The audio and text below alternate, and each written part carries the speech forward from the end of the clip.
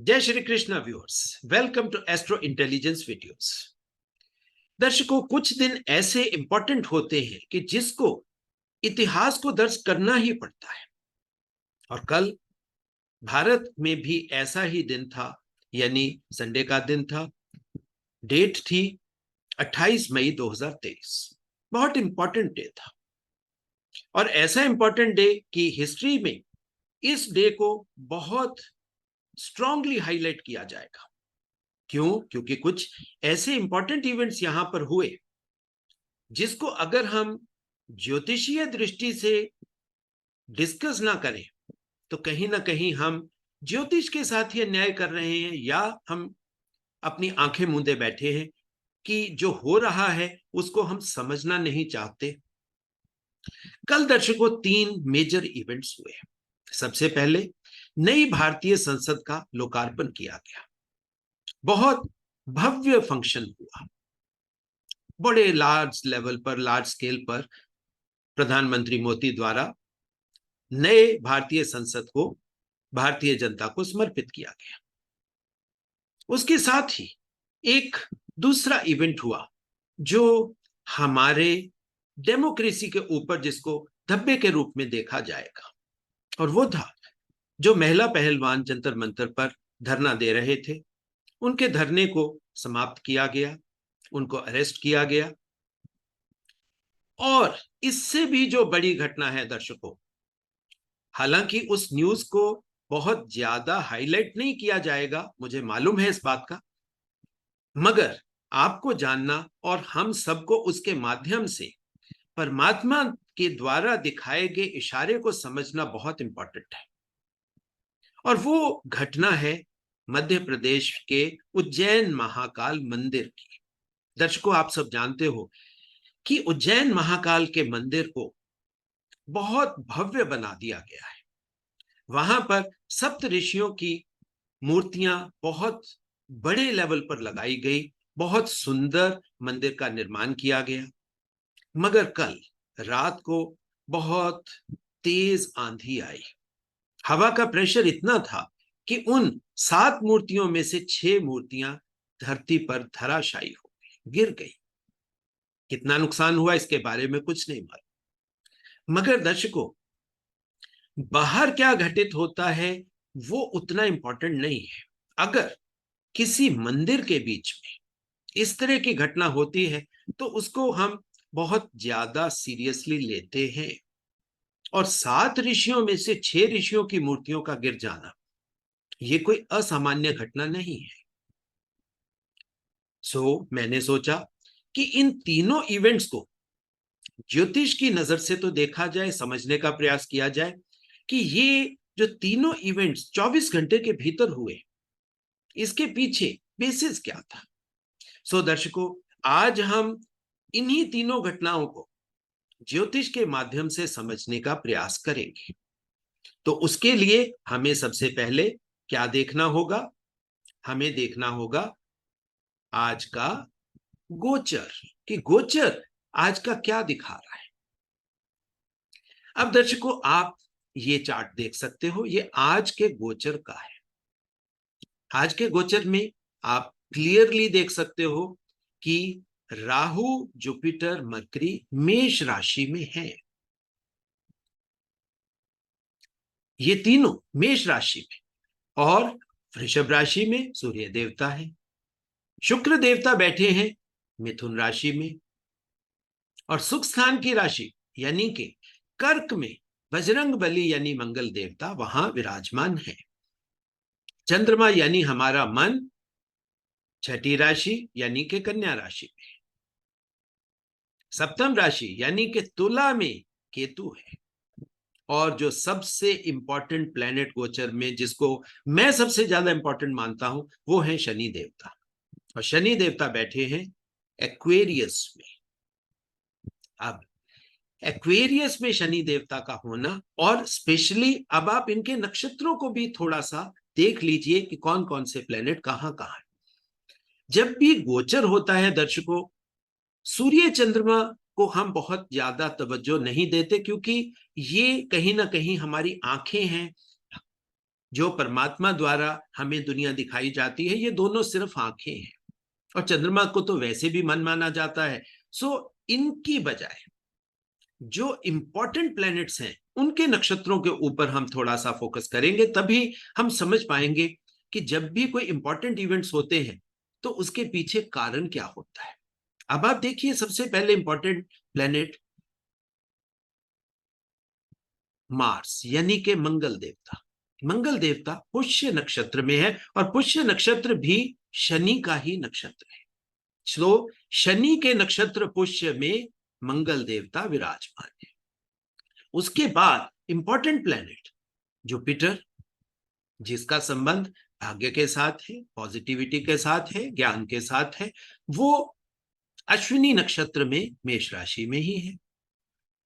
शुक्राचार्य पुनर्वसु नक्षत्र में बैठे हैं, और पुनर्वसु नक्षत्र किसका है? ये जुपिटर यानी के देवगुरु का है। शनि देवता बैठे हैं शतभिषा नक्षत्र में, और शतभिषा नक्षत्र किसका है? राहु का है। राहु देवता बैठे हैं अश्विनी में, तो अश्विनी किसका है? ये दोबारा से मंगल देवता का हुआ। और केतु देवता बैठे हैं स्वाति, यानी के दोबारा से राहु में ही बैठे हैं। सो राहु का नक्षत्र ही है। सो दर्शकों, जैसे ही आप नक्षत्रों को थोड़ा सा समझने का प्रयास करते हैं तो आपको क्या दिखेगा? मंगल भी शनि के नक्षत्र में है, और शनि बैठे हैं राहु के नक्षत्र में, और केतु भी राहु के नक्षत्र में ही है। सो चाहते ना चाहते राहु और शनि ये दोनों बहुत इंपॉर्टेंट हो जाते हैं। अब जब ये दोनों बहुत इंपॉर्टेंट हो जाते हैं तो इसको हम कैसे देखेंगे, कैसे समझेंगे? जब हम इनको समझने का प्रयास करते हैं कि राहु जुपिटर के साथ और मरकरी के साथ इस समय है। अब राहु को हम माया के साथ एसोसिएट करते हैं, जुपिटर को हम ज्ञान के साथ एसोसिएट करते हैं, भाग्य के साथ एसोसिएट करते हैं, और सबसे बड़ी बात पॉजिटिविटी के साथ एसोसिएट करते हैं। राहु आपकी इल्यूजन्स है, राहु आपकी माया है। मगर राहु दर्शकों यहां पर बहुत इंपॉर्टेंट बात बताते, क्योंकि राहु का शनि जहां पर बैठे हैं, यानी कि शनि राहु के शतभिषा नक्षत्र में है, और शतभिषा नक्षत्र को हम उस अमृत के साथ जोड़ते हैं जिसमें भारत के बारे में बोला गया कि ये अमृत काल चल रहा है। दर्शकों, ये जो हमारी रूलिंग पार्टी है ये 101% भारतीय ज्योतिष के साथ चलने वाली पार्टी है, भारतीय ज्योतिष की एक एक चीज को साथ में लेकर चलने वाली पार्टी है। सो ये जो अमृत काल की बात मतलब करी जाती है रूलिंग पार्टी द्वारा, तो ये ऐसे ही नहीं करी जाती, इसमें भारतीय ज्योतिषियों द्वारा जो लोग इनके थिंक टैंक में बैठे हैं वो लोग इनको गाइड करते हैं कि हम इसे अमृत काल कह सकते हैं। क्यों? क्योंकि शनि का संबंध आप देखिए एडमिनिस्ट्रेशन गवर्नमेंट से भी होता है, और शनि का संबंध सबसे बड़ा संबंध शनि का कर्म के साथ है।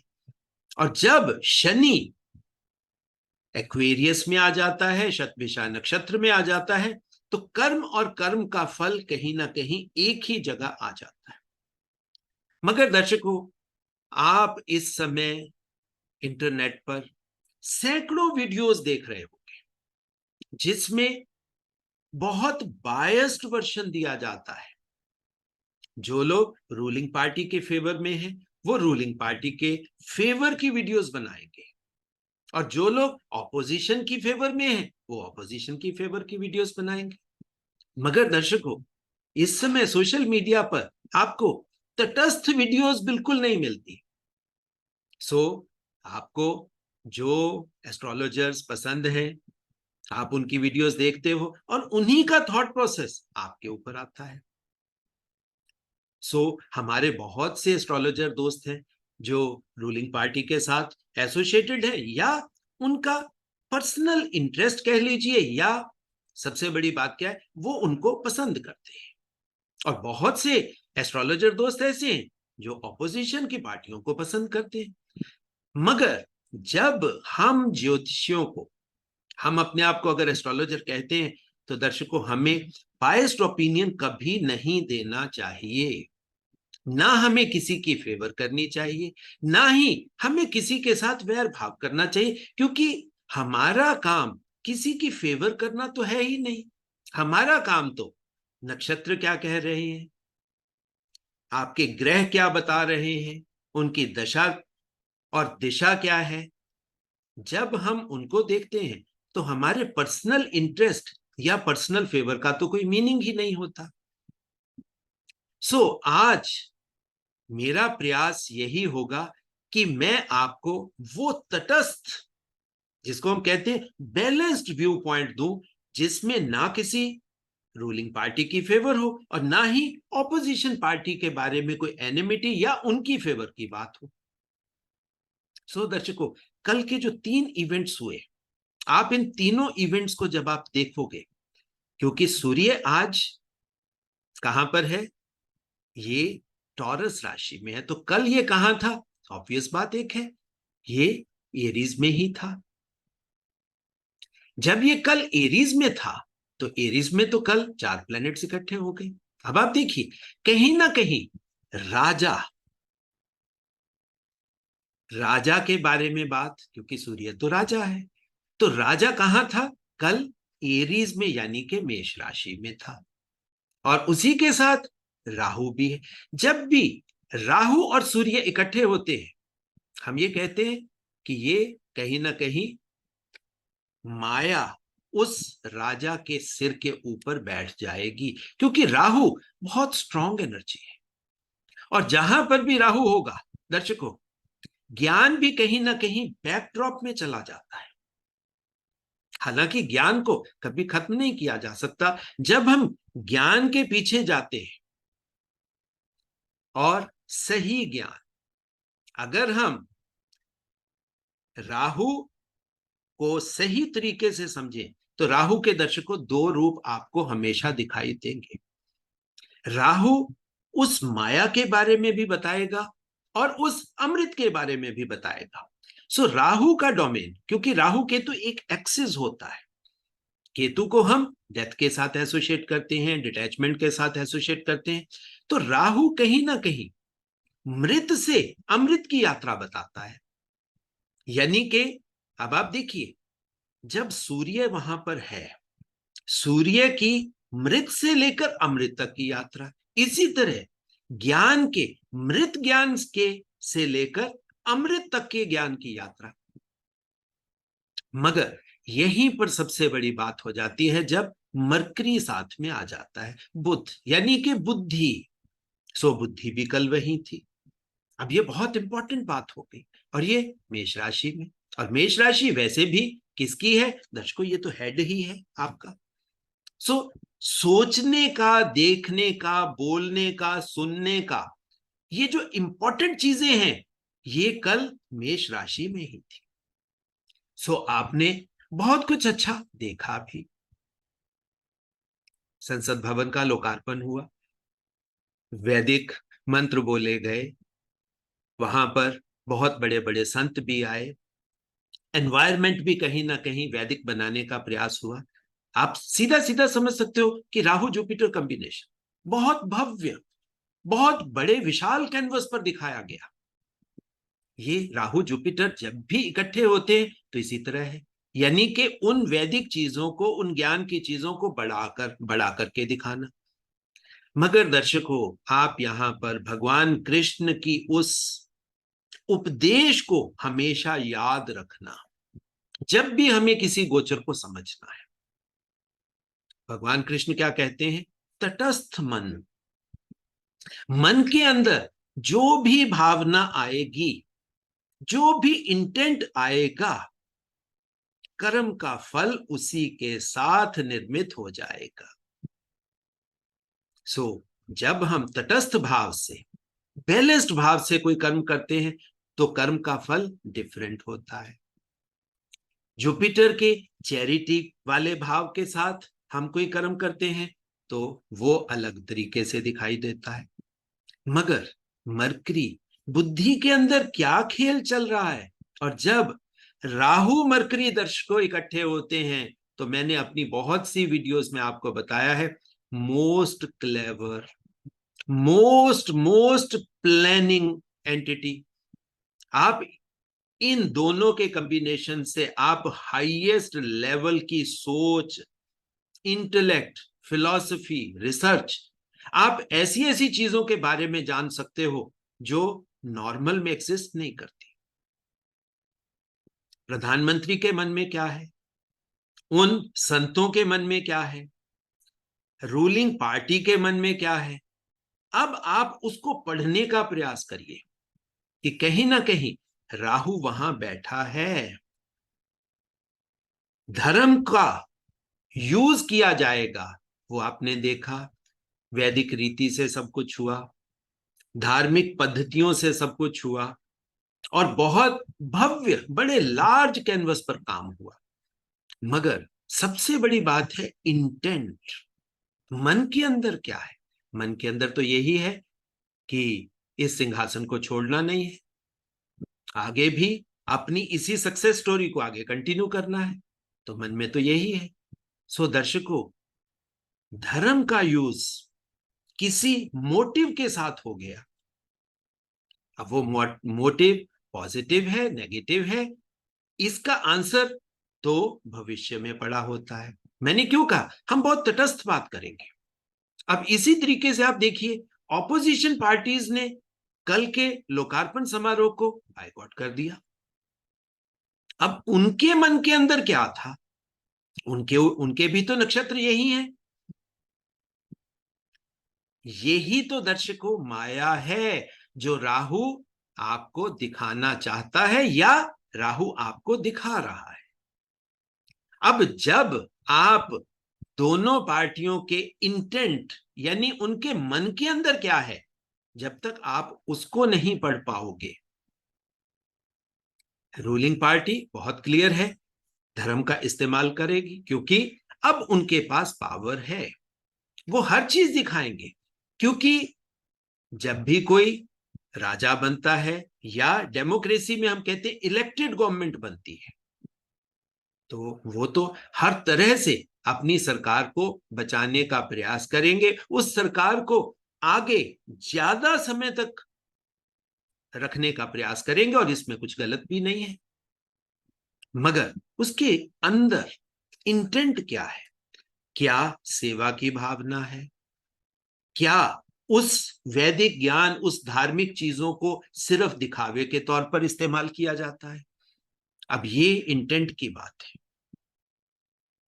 अब इसी तरीके से दूसरे, जिसको हम कॉइन का दूसरी साइड कहते हैं, अब दूसरे लोगों के मन में क्या है, अब ये भी हम पढ़ने का प्रयास करेंगे। और इन दोनों को आपको कहां से देखना है, दो चीजें दर्शकों इस गोचर में बहुत इंपॉर्टेंटली प्लेस्ड हैं, एक मंगल की पोजीशन और दूसरी शनि की पोजीशन। मंगल की पोजीशन दर्शकों ये सुख देने वाली है,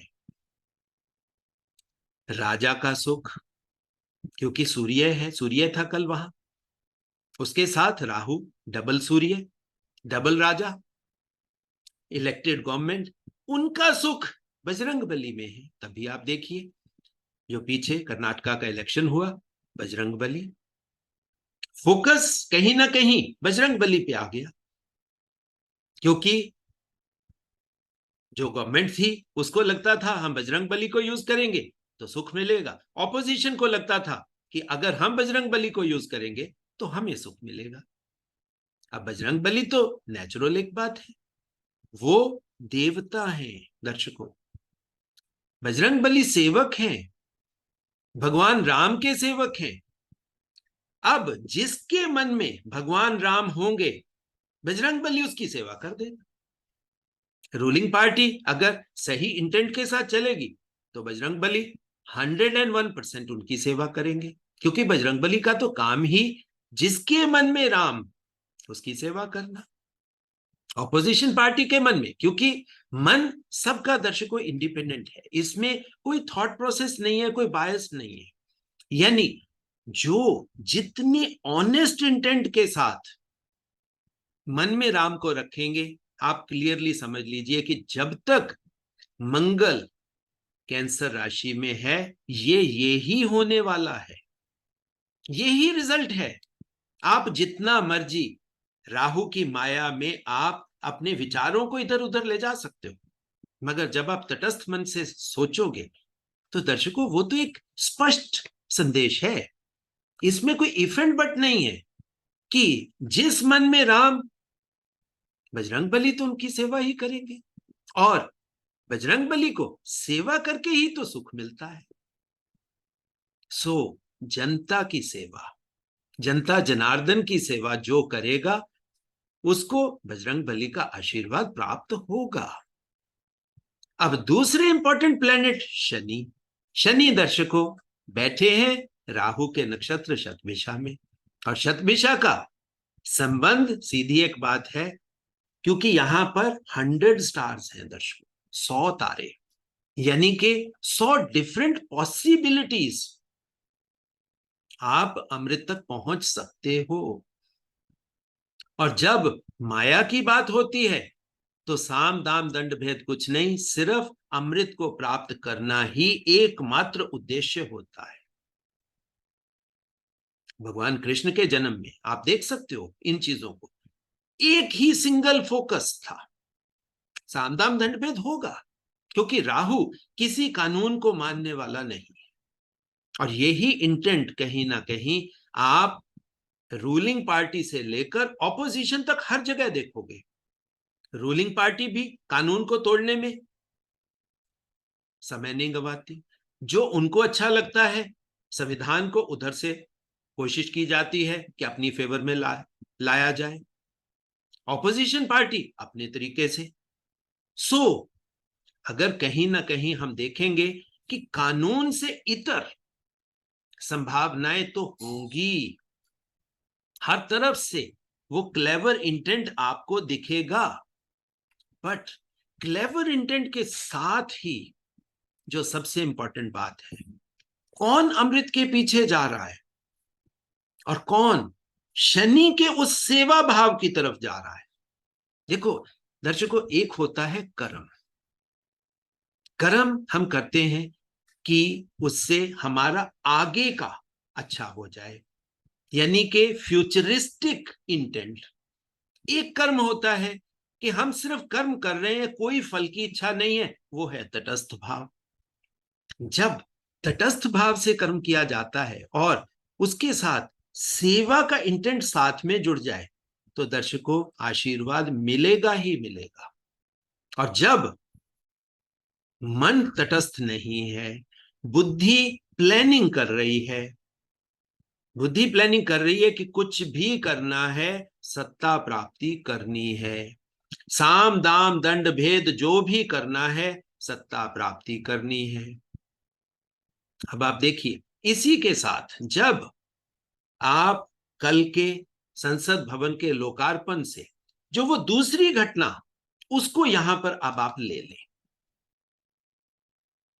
जिसमें पहलवान जंतर मंतर पर, महिला पहलवान अपने हक को, वो तो कहते हैं कि अपने हक की लड़ाई, कि उनके साथ, उनका पॉइंट ऑफ व्यू है कि हमारे साथ शारीरिक शोषण हुआ है, तो शारीरिक शोषण हुआ है तो उसको कानून के हिसाब से जो अपोजिशन पार्टी है उसको सजा मिलनी चाहिए। अब महिला पहलवानों के ऑपोजिशन में रूलिंग पार्टी के मेंबर आ जाते हैं।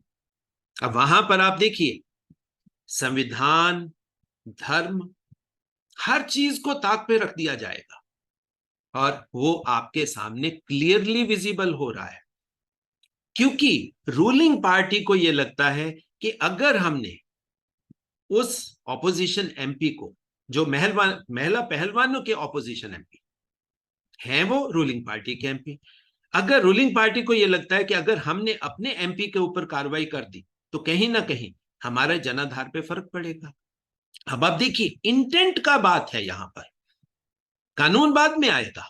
सबसे बड़ी बात दर्शकों, क्योंकि मैं वीडियोस बनाता हूं स्पिरिचुअल तरीके से सोचने का, अब यहां पर इंटेंट देखिए, इंटेंट बदल गया।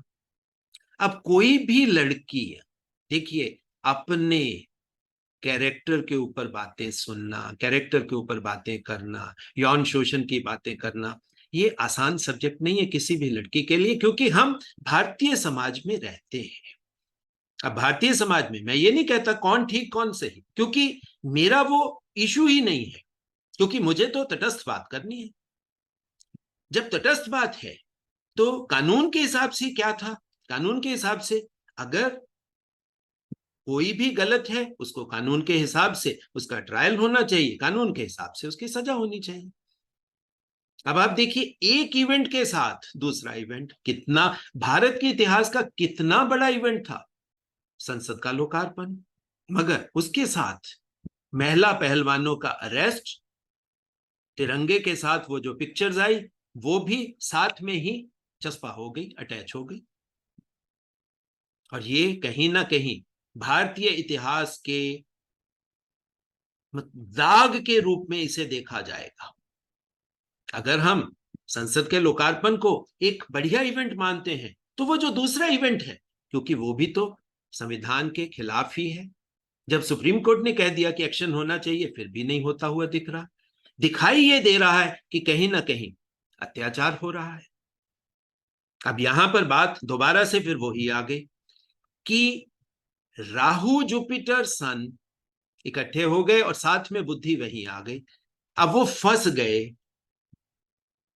फंसने का मतलब क्या हुआ, अब उनको निकालेगा कौन। अब यहां पर आप उनकी राशि को ही देखिए, निकालेगा कौन, निकालेगा तो भाई बजरंग बली, मंगल देवता, वो ही तो सुख स्थान में बैठे हैं। अब मंगल देवता, मंगल देवता की अगर हम बात करते हैं तो मंगल देवता बैठे हैं पुष्य नक्षत्र में इस समय शनि के, और शनि दोबारा से बैठे हैं राहु के नक्षत्र में। अब आप देखिए ये एक गोल चक्कर बन गया। राहु जुपिटर सूर्य मरकरी ये बैठ गए कहां, सीधी बात है, इनका सुख मंगल में, मंगल का सुख शनि के नक्षत्र में, शनि सीधी बात है कहां बैठे हैं, राहु के नक्षत्र में। अब आप समझ लीजिए कि जिसका, क्योंकि जुपिटर और शनि ये दोनों न्याय करने वाले हैं, जहां पर न्याय होगा, जहां पर सच्चाई होगी, आप देखिए जीत उसी की होगी। रूलिंग पार्टी अगर ठीक होगी तो जीत उसकी होगी। अगर महिला पहलवानों की बात में दम है, कानून के हिसाब से सब सही है, उनका मन, उनका इंटेंट बिल्कुल सही है, तो जितना मर्जी रूलिंग पार्टी जोर लगा ले, शनि तो अपना इंसाफ करेगा। अब यही बात आपने कर्नाटका के इलेक्शन में देखी, साम दाम दंड भेद सब कुछ हुआ, मगर रिजल्ट शनि का ही आया, सत्य का आया। यानी जिन्होंने गलती करी, करप्शन करी या जो कुछ भी किया, उनको ही पनिशमेंट मिली। हालांकि वो बहुत स्ट्रांग थे, उनकी ऑपोजिशन तो बहुत कमजोर थी, मगर शनि देवता का न्याय इसी तरीके से। क्यों, क्योंकि शनि देवता इस समय शतभिषा नक्षत्र यानी कि अमृत में बैठे हैं। आप इसको पढ़ लीजिए क्लियरली। राहु जुपिटर को इन्फ्लुएंस कर सकता है, साथ में बैठा है, यानी आप समझ सकते हो कि जुपिटर और मरकरी, ये वो जुपिटेरियन बुद्धि, आप इसको ऐसे समझ लीजिए कि जुपिटेरियन बुद्धि इस समय माया से ग्रसित है, उस लोभ लालच वाले इंटेंट से ग्रसित है। जब लोभ लालच वाला इंटेंट होगा तो रिजल्ट तो दर्शकों आपके सामने है। सो आने वाले समय में भी आप कुछ भी अच्छा मत समझिए जब तक ये इंटेंट रहेगा, क्योंकि यहां पर बात पार्टी की नहीं है, यहां पर ये जो ट्रांजिट होते हैं, गोचर होते हैं, हर इंसान के ऊपर सेम वे से इफेक्ट करते हैं। उसके अपने प्लेनेट कहीं और बैठे हो सकते हैं, मगर ओवरऑल इंपैक्ट तो वही आने वाला है। अब दर्शकों वो हम तीसरे उस इवेंट को थोड़ा सा समझने का प्रयास करते हैं कि कल रात को 6 ऋषियों की मूर्तियों का जमी दोष होना, गिर जाना, ये कहीं ना कहीं दैवीय बात थी। ये परमात्मा का इंडिकेशन है कि परमात्मा इस इंटेंट से कहीं ना कहीं प्रसन्न नहीं है। यानी जो हो रहा है या जो हमें दिखाया जा रहा है रूलिंग पार्टी के द्वारा भव्य आयोजन करके, बड़ी बड़ी चीजें बनाकर और पूरा मीडिया को कैप्चर करके जो सबको फीड किया जा रहा है, उसमें परमात्मा की यस मिलती हुई दिखाई नहीं दे रही। ये लग रहा है कि परमात्मा कहीं ना कहीं नाराज है। दर्शकों, ये बहुत स्पष्ट सी बात है कि अगर उज्जैन महाकाल, महाकाल कौन है? भगवान शिव। भगवान शिव के डोमेन में जब इस तरह की घटना होती है तो दर्शकों, इसको हम कैसे ले सकते हैं? ये कहीं ना कहीं आप क्लियरली समझ लीजिए, ये भगवान शिव का वो रौद्र रूप है। और भगवान शिव को गुस्सा कब आता है? जब सब कुछ गलत पे गलत पे गलत होता जाता है, पानी सिर से निकलने की बात होती है। दर्शकों, मेरा आग्रह यहां पर रूलिंग पार्टी के लिए भी और ऑपोजिशन पार्टी के लिए भी, ये दोनों पार्टियां, दो तो नहीं, ऑपोजिशन में भी काफी पार्टियां हैं और रूलिंग में भी काफी पार्टियां हैं। रूलिंग और ऑपोजिशन सभी पार्टियों को यहां पर सेवा भाव लाना चाहिए, कानून का शासन इस्टेब्लिश करना चाहिए, संविधान के साथ चलना चाहिए, क्योंकि शनि सिर्फ कर्म नहीं है, शनि न्याय के देवता भी है। और जुपिटर भी माया से ग्रसित हो सकता है, मगर जुपिटर भी गलत तो होने नहीं देगा। उसका नतीजा क्या होता है कि वो चीज इंसान से छूट जाती है। चाहे वो रूलिंग पार्टी हो और चाहे वो ऑपोजिशन पार्टी हो, आप देखिए जहां जहां इन दोनों में से गलत होगा, और ये कॉमन सी एक ऑब्जर्वेशन होती है। कॉमन ऑब्जर्वेशन यहां पर क्या बोलती है? कॉमन ऑब्जर्वेशन ये कहती है कि रूलिंग पार्टी के गलत होने की संभावना ज्यादा होती है, क्योंकि उनको ज्यादा कर्म करना पड़ता है। मगर जब न्याय की बात हो तो फिर अच्छा भला या अच्छा बुरा या अपना पराया ना देख के न्याय की बात होनी चाहिए। और ये थोड़े टाइम से ऑब्जर्व भी हो रहा है कि कहीं ना कहीं रूलिंग पार्टी न्याय के रास्ते से दूर हटती जा रही है। जब इस तरह की बात, ये भगवान शिव का रौद्र रूप, दर्शकों इंडिकेशन कल आ गई है। अब इसी में दर्शकों मैं आपको थोड़ा सा और आगे बढ़ाऊंगा, और वो जब हम आगे बढ़ाएंगे बात को, तो आपको और ज्यादा समझ में आएगा कि ये क्या हुआ। अब आप देखिए, ये मैं आपको,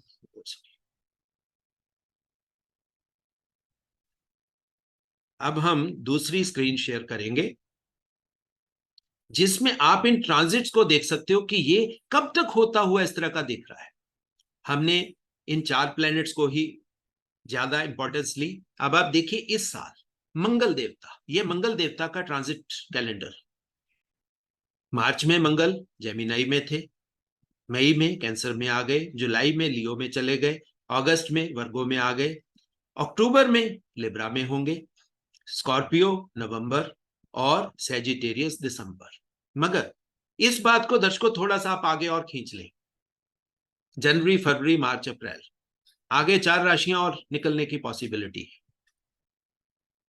मंगल देवता बजरंग बली ये बहुत इंपॉर्टेंट है, क्योंकि कहीं ना कहीं एक दूसरे के साथ एनर्जीज इंटरवोवन हो गई है, मिक्सअप हो गई है। मंगल देवता को भी हमें अगले लोकसभा इलेक्शन तक बहुत स्ट्रांगली ऑब्जर्व करना पड़ेगा। क्यों? ये क्यों का आंसर मैं आज आपको इस वीडियो में देता हूं। क्योंकि कोई भी इवेंट जब होता है उसका बीज वहीं पे बनता है। कल संसद का लोकार्पण हुआ, तो दर्शकों ये वो बीज है। उस बीज के अंदर, उस बीज के गर्भ में क्या है, ये कल की तिथि से बन गया, अब उसको बदला नहीं जा सकता। मंगल का कैंसर राशि में कल की तारीख पर होना ये आगे आने वाले 12-13 महीने भारत के लिए बहुत इंपॉर्टेंट है, क्योंकि जिस इंटेंट के साथ संसद भवन का लोकार्पण हुआ, जिस इंटेंट के साथ कल महिला पहलवानों के साथ जो भी मतलब बात हुई, उनके धरने को समाप्त किया गया, या वो जो रात का इवेंट, बहुत दुखदाई है दर्शकों। इस तरह की जब बात होती है तो मुझे मन से बहुत दुख होता है, क्योंकि इतना बड़ी बात थी ऋषियों की मूर्तियों को लगाकर भारतीय लोगों को दिखाना कि ये हमारे सप्त ऋषि हैं, उनमें से 6 मूर्तियों का गिर जाना। दर्शकों, ये दुखदाई इवेंट है। अब इसी कैलेंडर को दर्शकों थोड़ा सा आप आगे देखिए, जुपिटर का ट्रांजिट, क्योंकि जुपिटर 1 साल के लिए होता है। जुपिटर जनवरी में कहां आए? एरीज में। सो अगले साल ये टॉरस में चले जाएंगे, यानी कि घर में चले जाएंगे। सो इंपॉर्टेंट पोजीशन होगी वहां भी। अब आप आगे देखिए, शनि, शनि जिस भी भाव में होते हैं वो वहां पर अप्रोक्सीमेटली 2.5 साल वहीं होंगे। सो शनि की पोजीशन तो अब बदलने वाली नहीं है। सो शनि की पोजीशन आप क्लियरली देख सकते हैं कि ये अगले साल भी आपको एक्वेरियस यानी कि अमृत देते हुए ही मिलेंगे, न्याय करते हुए ही मिलेंगे। राहु, राहु रफली 1.5 साल एक राशि में। अब ये एरीज में है, तो अक्टूबर 30 अक्टूबर तक ये एरीज में रहेंगे, यानी कि मेष में रहेंगे। उसके बाद ये पाइसेस यानी मीन राशि में चले जाएंगे। और इसके साथ ही केतु का भी तो वही हाल होगा। अब आप देखिए कि यहां पर केतु कहां चले जाना है? केतु को जाना है, बहुत क्लियर बात है, वर्गो यानी के कन्या में। तो राहु और जुपिटर ये अब आप देख लीजिए इकट्ठे कब तक हैं। सो आने वाले टाइम में भारत के लिए दर्शकों बहुत इंपॉर्टेंट डेज हैं। नॉर्मली मैं पॉलिटिकल बातें ना करता हूं, ना करना चाहता हूं, क्योंकि मेरे लिए ज्योतिष स्पिरिचुअलिटी का रास्ता है। मगर स्पिरिचुअलिटी जो दुनिया में हो रहा है या दुनिया में चल रहा है उससे अलग तो हो नहीं सकती, क्योंकि ये तो लाइफ की साइंस है, जीवन के बारे में बताती है। और सो जीवन के बारे में दर्शकों आगे आने वाले 1 साल मैं क्लियरली बात बोल रहा हूं कि रूलिंग पार्टी के लिए तो अच्छे नहीं है। रूलिंग पार्टी को या तो अपना इंटेंट बदलना होगा, और जब तक वो सत्ता का लालच मन में रहेगा, लोगों के प्रति सेवा की भावना नदारद रहेगी, धर्म का इस्तेमाल करके बड़ी चीजें दिखा के, हालांकि धर्म का इस्तेमाल करके बड़ी चीजें बनाना पर्सनली मेरे लिए अच्छी बात है, मगर अगर उसका इंटेंट गलत हो, अगर तो इंटेंट ये है कि हम अपने धर्म को पूरी दुनिया में फैलाना चाहते हैं, धर्म के माध्यम से अच्छा समाज निर्मित करना चाहते हैं, दर्शकों इससे बढ़िया बात नहीं हो सकती। मगर जब धर्म के इस्तेमाल से हम बहुत संकुचित मानसिकता लेकर चलेंगे, फिर तो बात नहीं बनने वाली दर्शकों। सो रूलिंग पार्टी के लिए अब यहां पर वार्निंग है, अपना इंटेंट बदलिए, लोगों के प्रति सेवा भाव में आइए, वरना भगवान शिव का रौद्र रूप शनि का न्याय आपको परेशान करेगा, आपको पनिश करेगा।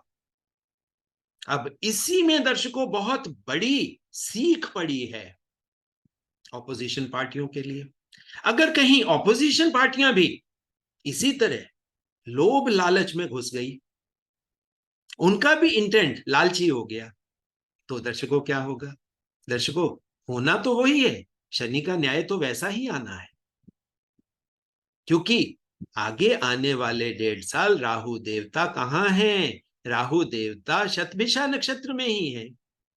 सो जब शतभिषा नक्षत्र में आगे, मतलब ये शतभिषा नक्षत्र कह सकते हैं या एक्वेरियस राशि कह सकते हैं, 30 अक्टूबर तक तो है। तो 30 अक्टूबर तक आपको वही चीज देखने को मिलेगी। अब शतभिषा के बाद अगर आप देखोगे, शतभिषा के बाद राहु कहां जाएंगे? भाद्रपद में जाना है उनको। पहले पूर्व भाद्रपद, पूर्व भाद्रपद के बाद उत्तर भाद्रपद।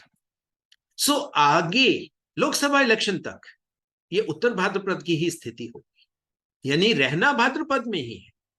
सो राहु से आप कुछ भी गलत नहीं होगा। राहु भारतवर्ष के लिए जो भी होगा वो भद्र होगा, पवित्र होगा, अच्छा होगा। सो दर्शकों, ये मेरा ओपिनियन है, मैं कोई प्रेडिक्शन नहीं दे रहा हूं।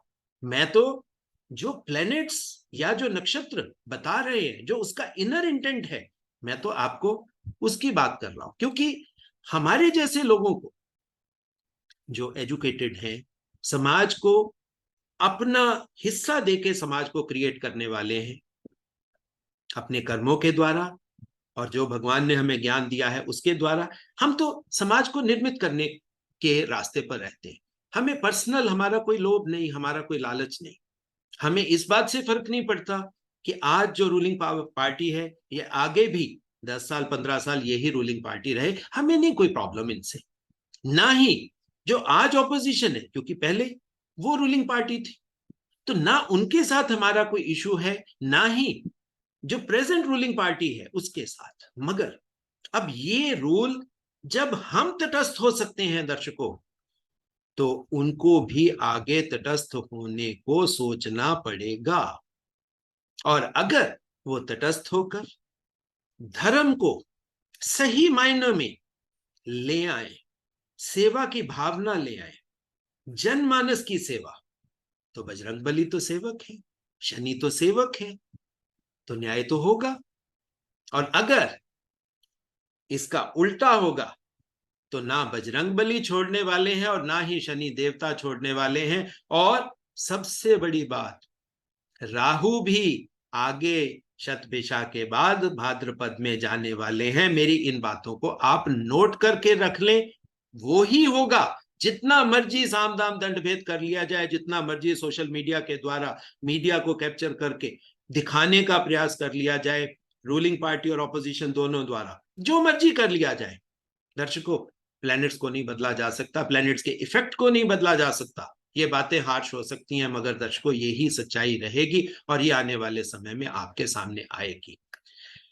बाकी दर्शकों, हर वीडियो के अंत में जो रिक्वेस्ट मैं आप सबसे करता हूं कि एस्ट्रो इंटेलिजेंस ये वैदिक ज्ञान का एक ऐसा चैनल है जिसमें सिर्फ और सिर्फ वैदिक ज्ञान और स्पिरिचुअलिटी की बातें होती हैं, ज्योतिष की बातें होती हैं। इसके बाहर हम लोग नहीं जाते। इस चैनल को, इस नॉलेज को ज्यादा से ज्यादा घरों तक बढ़ाएं, लेकर जाएं, सब्सक्राइब करें, शेयर करें, और साथ में दर्शकों बेल आइकन दबाना ना भूलें, क्योंकि बेल आइकन जब तक नहीं दबाओगे नोटिफिकेशन आप तक नहीं पहुंचेगी। बाकी दर्शकों, जो दर्शक अपने चार्ट मुझसे एनालाइज करवाना चाहते हैं या हमारे इंस्टीट्यूट में एजुकेशन लेना चाहते हैं, उन सभी के लिए मेरा एक ही कांटेक्ट नंबर है दर्शकों, और वो है 9881164480। उसी के माध्यम से आप मुझसे संपर्क स्थापित कर सकते हो। सो इसी तरह की अगली ज्ञानवर्धक वीडियो के लिए इंतजार करें। बहुत जल्दी ही हम किसी और प्लेनेट के डीएनए को डिस्कस करेंगे। सो दर्शकों, धन्यवाद, आशीर्वाद और बहुत बहुत प्यार।